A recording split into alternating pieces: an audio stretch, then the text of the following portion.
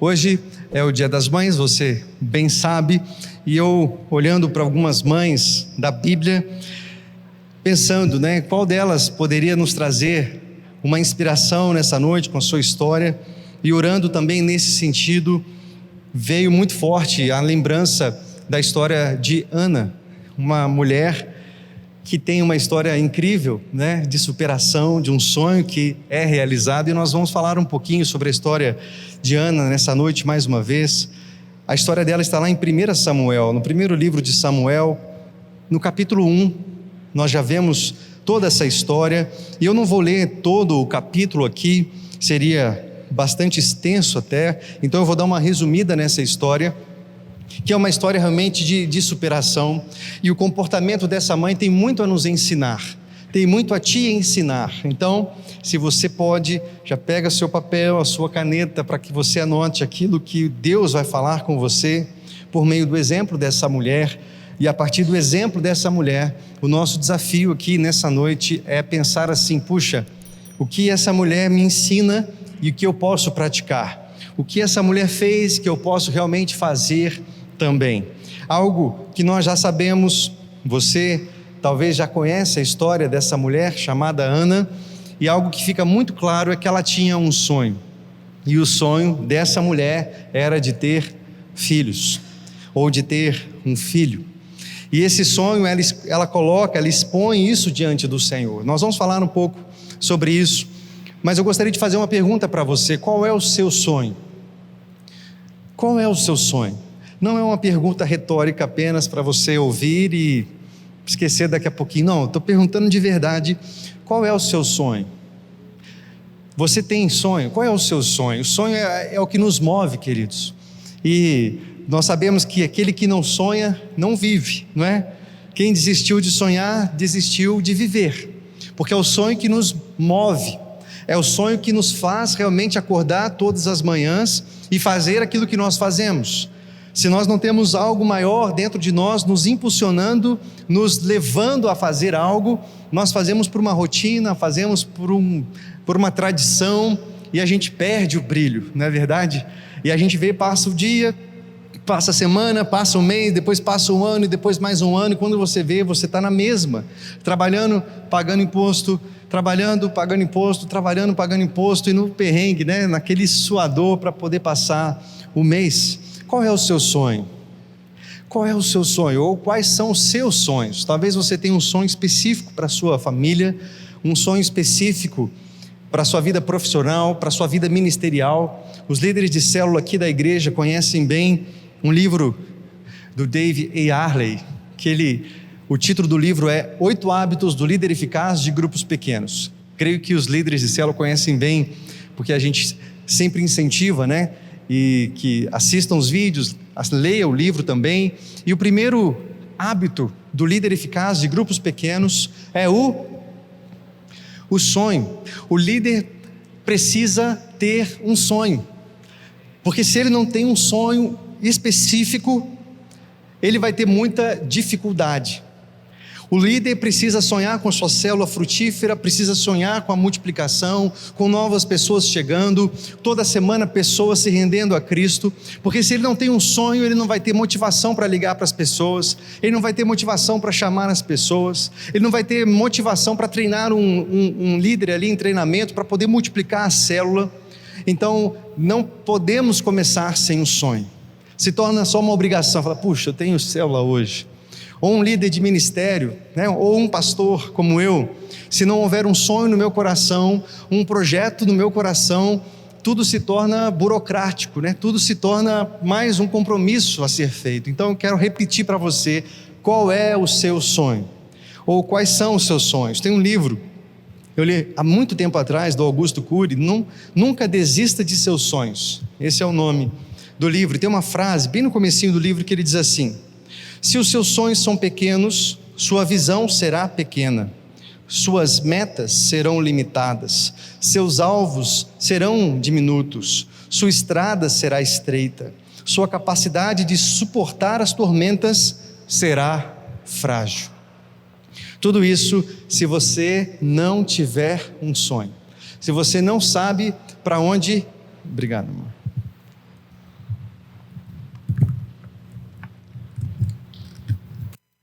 se você não sabe exatamente para onde você está indo. Então, se você conseguiu pensar, pode até escrever aí em cima aí da sua folha, qual é o seu sonho? Qual é o seu sonho? Com essa mulher chamada Ana, nós percebemos que ela tinha um sonho e ela dependeu de um Deus para o qual não há impossível. Ela confiava num Deus que não há impossível, não há nada difícil para Ele. Então, para ela, que era uma mulher estéril, como o texto nos diz aqui, e naquela época ser estéril era como realmente uma maldição.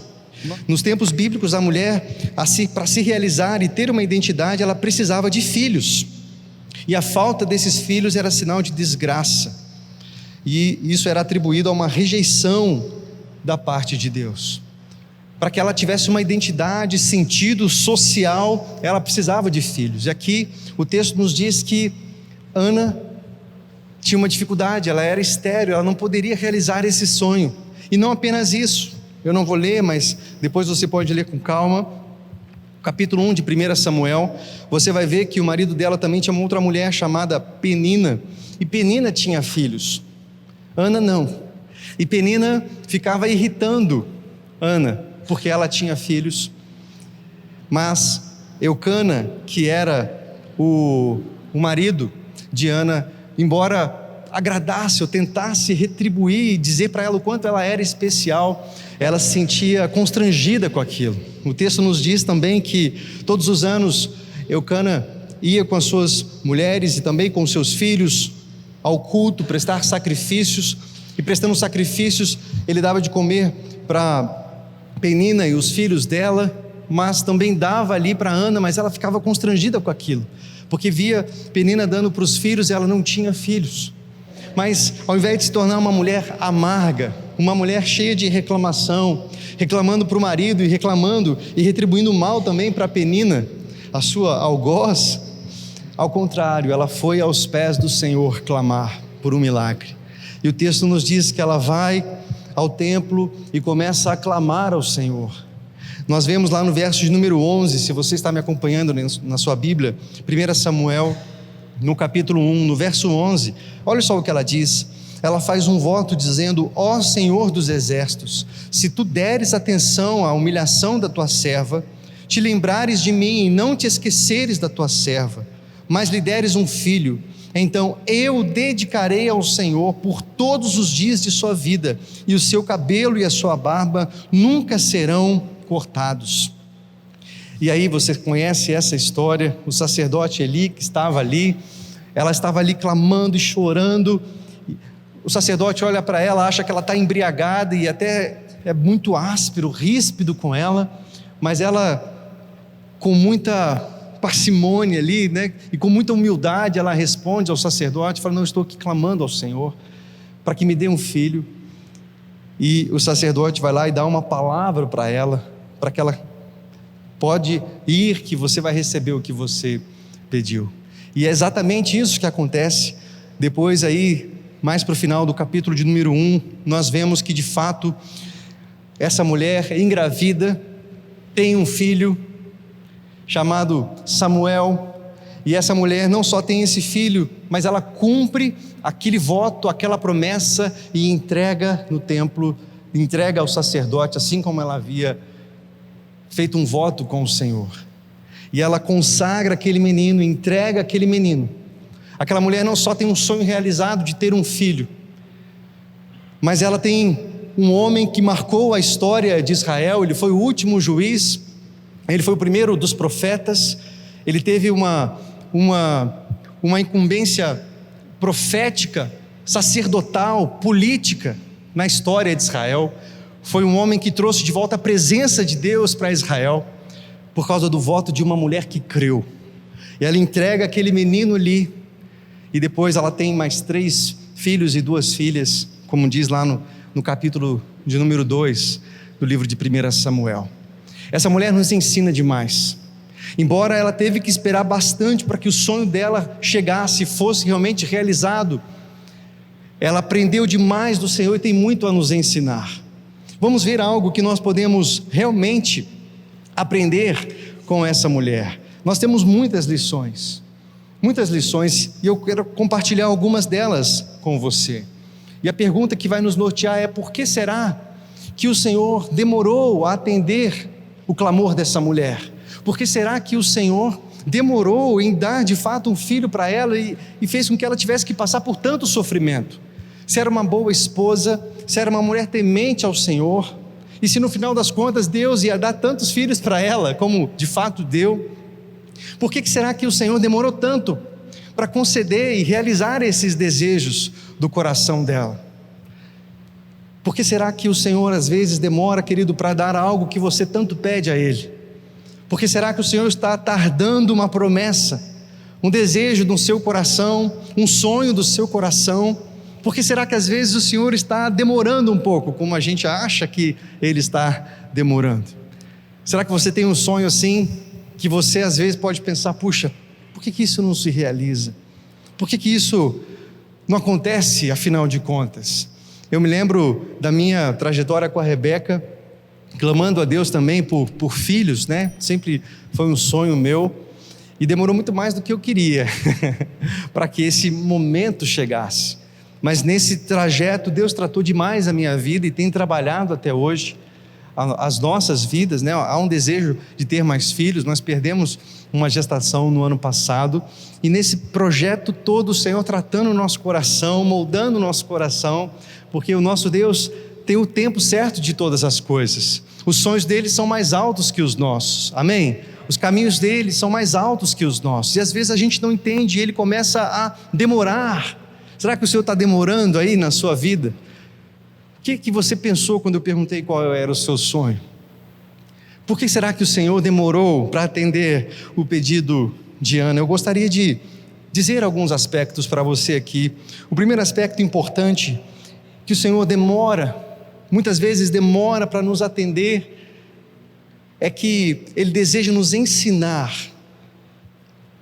que o Deus das bênçãos é melhor do que as bênçãos de Deus. Muitas vezes Ele demora porque Ele quer tratar no nosso coração, para que a gente entenda que Ele é mais importante do que aquilo que Ele pode dar. E muitas vezes nós como pais, a gente sabe que se a gente dá tudo que o filho pede, na hora que o filho pede, o que acontece? Ele fica mimado, ele fica mal acostumado, e depois vai apanhar bastante no mundo, sim ou não? E o Senhor está nos ensinando que Ele é mais importante. Foi isso que aconteceu com Ana, porque se o Senhor tivesse no primeiro momento já realizado o sonho dela de ter filhos, talvez ela não teria passado por esse tempo aos pés do Senhor. E queridos, muitas dificuldades que nós temos, é só por causa delas que nós buscamos ao Senhor como estamos buscando. Se não fosse essa adversidade ou esse momento difícil, talvez nós não estaríamos aos pés do Senhor, clamando, buscando, nos realmente colocando diante dEle de todo o coração. E o Senhor, nesse período que é difícil, eu sei, não é fácil, mas Ele está nos ensinando: filho, eu sou o que você precisa. O que eu posso te dar é muito importante, você vai ficar muito feliz, mas que a sua realização não seja com aquilo que eu posso te dar, mas que a sua realização seja com aquilo que eu sou para você. Percebe a diferença disso, querido? Porque muitas vezes nós achamos que só seremos felizes se o Senhor nos der aquilo que nós queremos. E Ele está dizendo: filho, você não precisa disso para ser feliz, você precisa de mim para ser feliz. Se eu estiver contigo, se eu sou o seu tudo, a razão da sua vida, a sua identidade, o sentido, aí sim você vai ter a verdadeira alegria. E quantos de nós achamos que se nós tivermos algo, nós seremos mais felizes, nós teremos uma identidade tal, nós teremos a alegria porque outras pessoas vão pensar isso ou aquilo. E o Senhor está tratando o nosso coração para mostrar que nós só precisamos de uma coisa: da presença dEle. Nós só precisamos da face dEle. Nós só precisamos da presença dEle. E nós realmente, queridos, nós precisamos ser tratados pelo Senhor, porque em muitos momentos nós somos levados a achar que nós precisamos de sempre algo mais para sermos mais felizes. O Senhor estava ensinando para Ana, e talvez esteja ensinando para você que está aí na sua casa, para você que está aqui conosco nessa noite, que o mais importante, meu irmão, não é aquilo que você está sonhando, mas aquilo que Ele é na sua vida, naquilo que Ele deseja fazer no seu coração, completando o vazio que existe aí. Ele estava mostrando para Ana que não era um filho que iria trazer identidade e realização para ela. Tanto é que ela conseguiu simplesmente entregar para o sacerdote aquele filho que nasceu. Se ela tivesse apegada com aquele filho, ela nunca faria isso. Assim como Abraão, lembra de Abraão? Quando o Senhor manda que ele sacrificasse o filho da promessa, Isaque, e ele sobe ao monte para exatamente fazer aquilo que o Senhor mandou, sacrificar seu filho. E quando o Senhor olha o coração de Abraão e fala: filho, não precisa fazer isso, eu já entendi que eu sou o seu tudo, e que você confia em mim, que você não tem ídolos no seu coração, e eu vou prover o cordeiro. E quando nós entendemos que é dele que nós precisamos, nós começamos a receber os presentes. Eu já falei aqui algumas vezes de um livro que marcou a minha história, minha trajetória com Deus. Na minha juventude eu li bastante os livros do Tom Tenney. O primeiro deles, Os Caçadores de Deus. Já recomendei aí para alguns, né? Os Caçadores de Deus foi um livro que marcou demais a minha caminhada com o Senhor. E depois vem algumas dessa série, né? Os Descobridores de Deus, A Casa Favorita de Deus, etc. E nesse livro, ele tem algo maravilhoso. Ele fala de uma criança, por exemplo, que o pai viaja para trabalhar e fica 20 dias fora. E quando ele volta de viagem, a criança sai correndo pela casa, pula no colo dele e pergunta: cadê meu presente? Cadê meu presente? Cadê meu presente? Cadê meu presente? Cadê meu presente? E ele fica assim, se sentindo usado até naquele momento, né? Ele de fato ficou bastante tempo fora, ele trouxe um presente e entrega para aquele filho. Mas num outro momento, quando um filho pula no colo dele e simplesmente diz: pai, eu amo você, pai, eu te amo, que bom que você está em casa, que bom que você está aqui, que bom que você está aqui. E naquele momento, no livro, ele diz que quando ele ouve aquelas palavras, ele poderia ir para qualquer shopping, qualquer loja de brinquedos e comprar qualquer brinquedo que aquele menino gostaria, porque ele foi tocado no coração. E o filho, naquele instante, entendeu que o mais importante não é aquilo que o pai poderia dar, mas aquilo que o pai de fato é na vida do filho. E com Deus é a mesma coisa. Às vezes nós nos aproximamos do Senhor no nosso tempo devocional, na nossa vida, para pedir, e queremos nos apresentar diante dele, não para desfrutar da presença dele, não para desfrutar de quem de fato ele é, mas para: Senhor, eu tenho uma lista aqui, dá licença, eu tenho algumas páginas aqui de tantas coisas que eu quero pedir para o Senhor fazer. E tantas vezes, quando ele não faz, nós ficamos bicudos, sim ou não? E quantos de nós, em práticas cristãs, temos, a ousadia ainda de exigir de Deus, Senhor, eu determino que o Senhor faça isso, que o Senhor faça aquilo, eu determino. E a gente precisa aprender tanto do Senhor, que tudo que Ele deseja ensinar para nós é que a presença dEle é mais importante. Talvez é isso que o Senhor esteja ensinando para você, querido. Talvez é isso que o Senhor esteja querendo reforçar também no meu coração, quem Ele é para nós, quem Ele é para nós, quem Ele é para você. Um segundo aspecto que o Senhor também nos ensina e também ensinou aqui, Ana, Ele deseja nos ensinar que nós devemos consagrar de volta a Deus o melhor do que Ele tem nos dado. Quando Ana recebe a realização desse sonho, que é esse filho tão sonhado, tão querido, tão desejado, ela tem uma atitude maravilhosa, ela consagra ao Senhor, ela devolve ao Senhor. Ela faz isso em adoração, ela faz isso com um coração cheio de gratidão, porque ela sabia que veio das mãos do Senhor, veio das mãos do Pai, e ela estava ali devolvendo, consagrando diante do Senhor. Meus irmãos, nós precisamos aprender isso.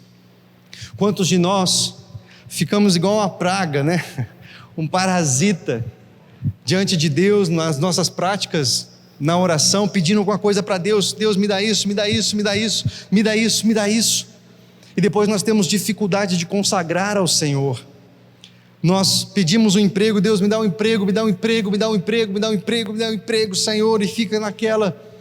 E Deus concede algo para nós, e nós temos dificuldade de consagrar parte, por exemplo, de um salário ao Senhor. ministrando isso na casa do Senhor, não porque algo está nos exigindo, alguém mandando, não tem nada a ver com isso, mas como Ana fez, ela consagrou ao Senhor, ela devolveu ao Senhor. Quantos de nós pedimos filhos ao Senhor? Quantos de nós pedimos filhos e Deus concede dar filhos e nós não consagramos ao Senhor? Nós às vezes nem trazemos no culto, e depois quando o filho está rebelde, a culpa vai ser de quem? Pastor, vem visitar meu filho, ele está muito rebelde. Pastor, ele não me ouve.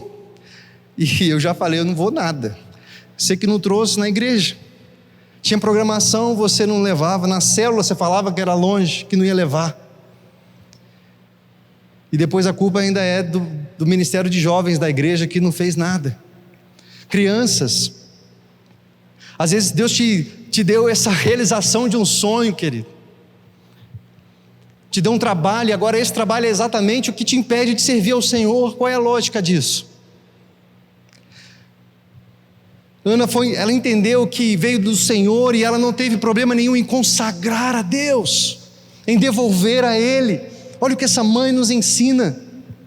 Quantos de nós, queridos, temos dificuldade de consagrar ao Senhor nossa família, nossos dons?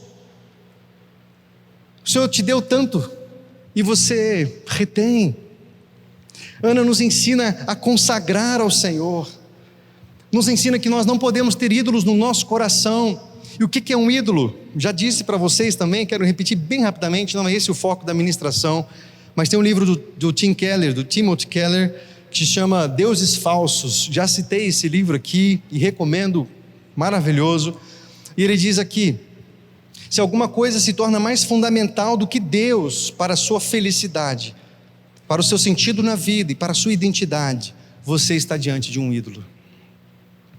Às vezes a gente lê sobre idolatria na Bíblia, né, e a gente acha que são os católicos, né? Não, são aquelas religiões que têm imagens.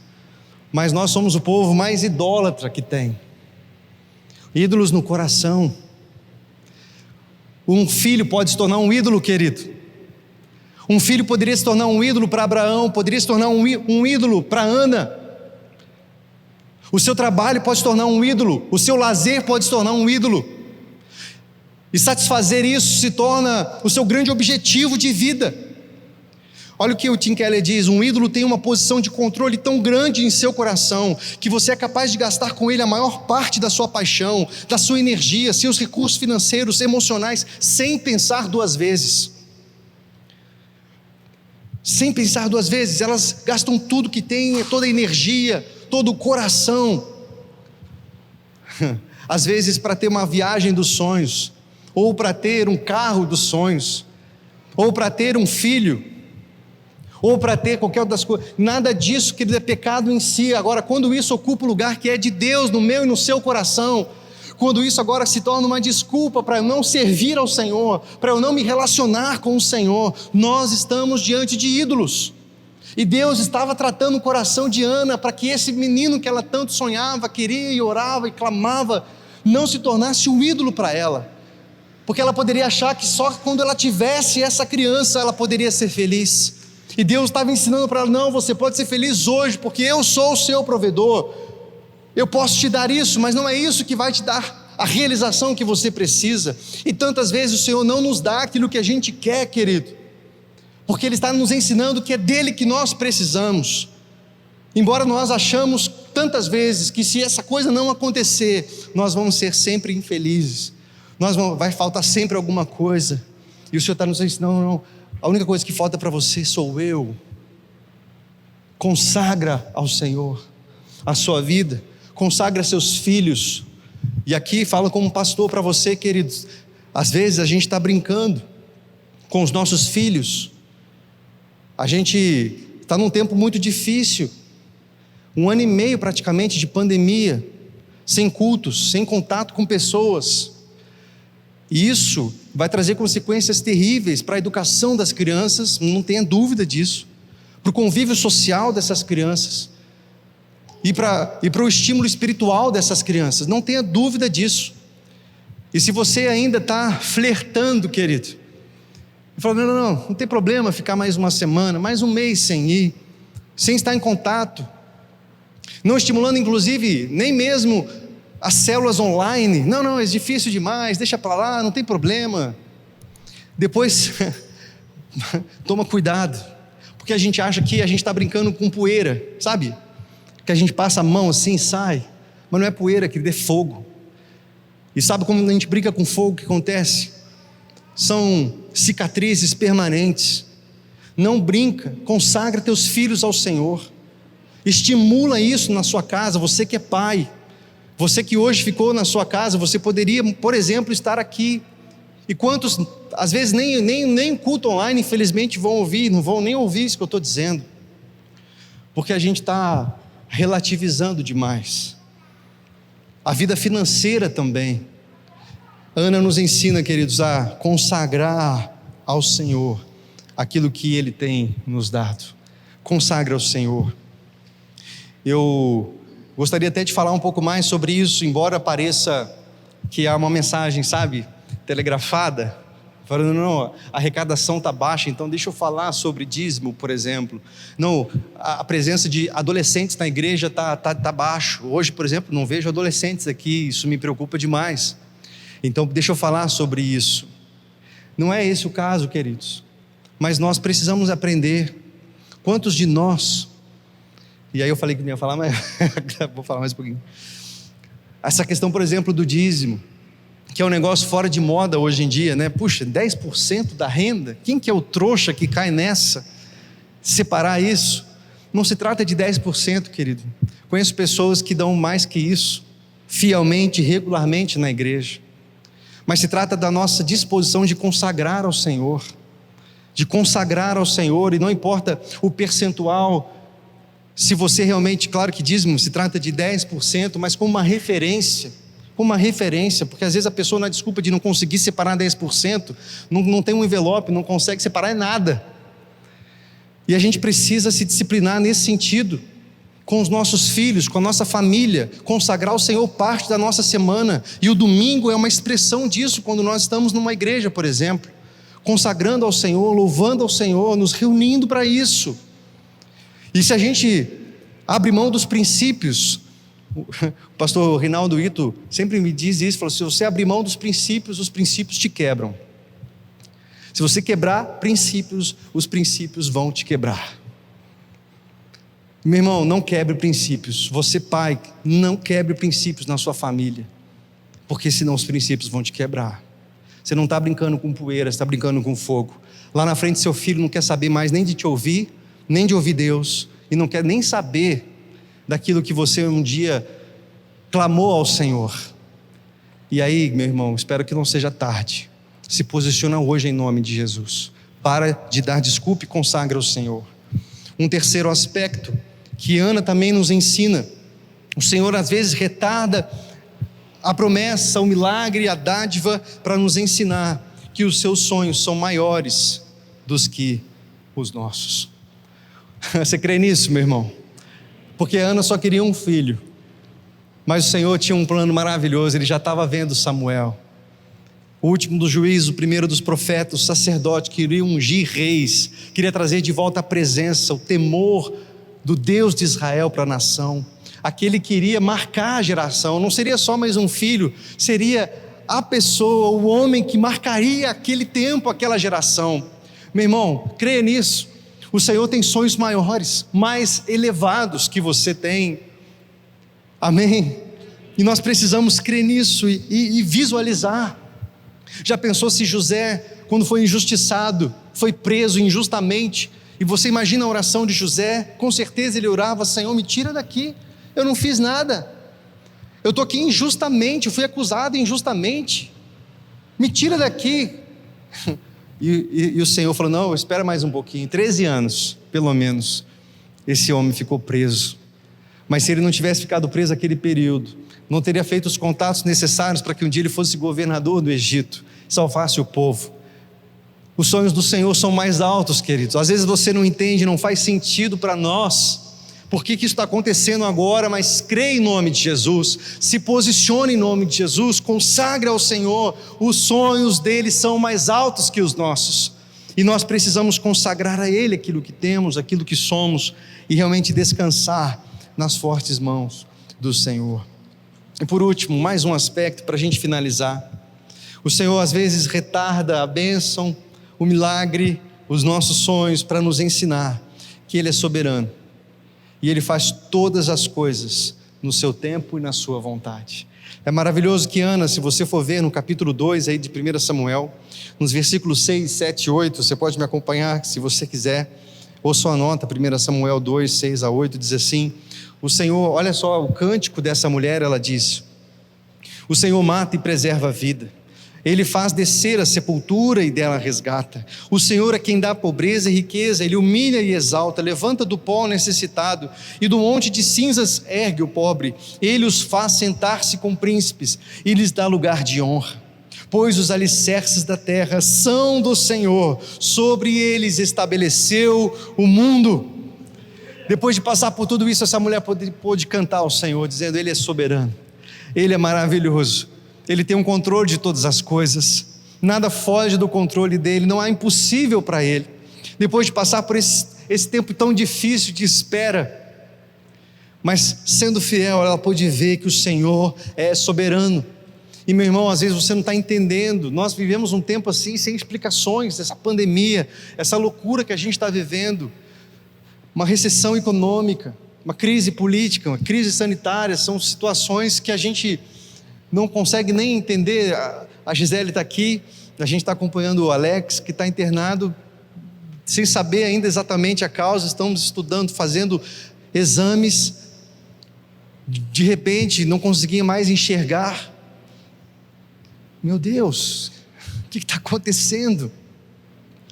Mortes que a gente vê. Essa semana faleceu um pastor nosso da 5ª região, em Ribeirão Preto, em Presidente Prudente, desculpa, pastor Miltinho, um colega nosso. Tantas notícias, não faz sentido o que está acontecendo. Meu irmão, que nós possamos crer que o nosso Deus é soberano, amém, queridos? E Ele faz todas as coisas no seu tempo, de acordo com a sua boa vontade. E quando nós sujeitamos os nossos sonhos a Ele, quando nós cremos, nós consagramos a Ele aquilo que temos, aquilo que somos, e buscamos a Ele pelo aquilo que Ele é, e não por aquilo que Ele pode nos dar, nós encontramos o lugar da adoração. Agora, quando nós temos ídolos, tudo que nós conseguimos enxergar como crianças, mimadas, e adultos obstinados, é aquilo. E a gente só se relaciona com o Senhor para pedir: Senhor, me dá isso, eu preciso disso, me dá isso, me concede isso, me concede isso, me concede isso. E às vezes tentando barganhar com Deus, às vezes até, eu vou na igreja para que eu tenha mais crédito com Deus, eu dou um dízimo para que eu tenha mais crédito com Deus, Ele possa me dar algumas coisas a mais que eu estou precisando aí. E a gente se relaciona errado com o Senhor. E tudo que o Senhor quer ensinar para nós, meu irmão, em primeiro lugar, é que Ele é mais importante do que o seu sonho. E se nós não almejarmos primeiro estar com Ele, nós vamos ter muita dificuldade, se queremos apenas, às vezes, fazer as coisas para Ele. Ele nos chama para estar com Ele, para ver a face dEle, buscar a face dEle em primeiro lugar. Isso com certeza arrebatou o coração de Deus, as orações de Moisés. Quando Moisés orava: eu quero ver a sua face, eu quero ver a sua face, eu quero ver a sua face. E o Senhor se revelando a ele, falou: eu não posso mostrar a minha face para você, mas fica tranquilo, eu vou mandar um anjo. Não, se o Senhor não for comigo, não me faça sair desse lugar, porque eu quero a tua presença. Eu não quero só as tuas bênçãos, eu não quero só aquilo que o Senhor pode me dar, não quero só a realização de um sonho, eu quero aquele que realiza sonho na minha vida. E aí, meu irmão, nós colocamos os ídolos de lado e começamos a encontrar o lugar da adoração de verdade. E nós demandamos a nossa vida a Ele. Então, nunca desista de fato dos seus sonhos. Coloque Deus em primeiro lugar. Busque o abençoador e não as bênçãos. Consagre a Deus o que você tem de melhor. Consagre a Deus sua vida financeira. Consagre a Deus a sua semana. Consagre a Deus os seus filhos.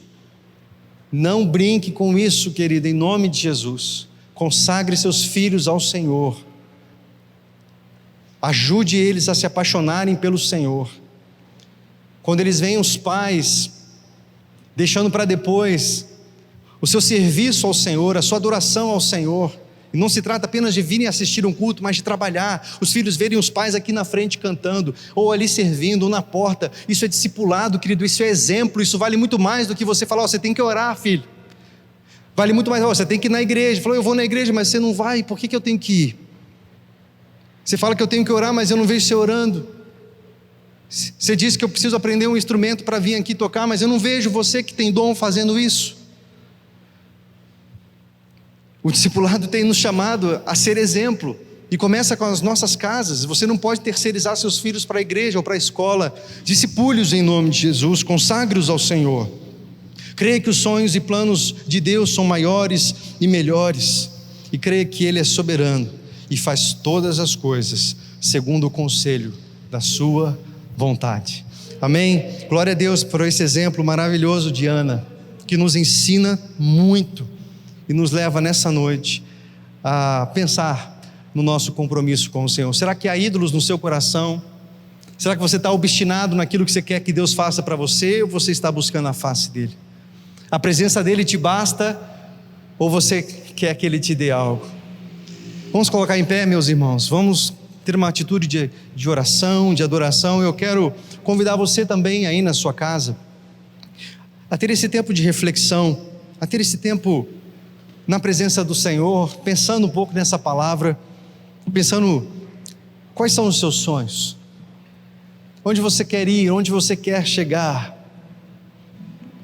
o que o Senhor está tratando do seu coração, quais são as áreas que Deus realmente está ali tratando, quais princípios talvez, meu irmão, que você está abrindo mão,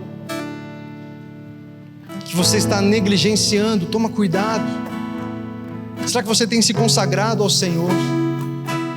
Talvez você, como nós dissemos aqui, foi alguém que pediu tanto alguma coisa para o Senhor, mas depois que recebeu essa bênção, se tornou exatamente um empecilho para você adorar o Senhor. Você pediu tanto um filho para o Senhor, assim como Ana, e Deus te concedeu, mas talvez você diga, não, por causa dos meus filhos, Senhor, agora desculpa, eu não posso te servir. Por causa dos meus filhos, eu não posso ir na igreja.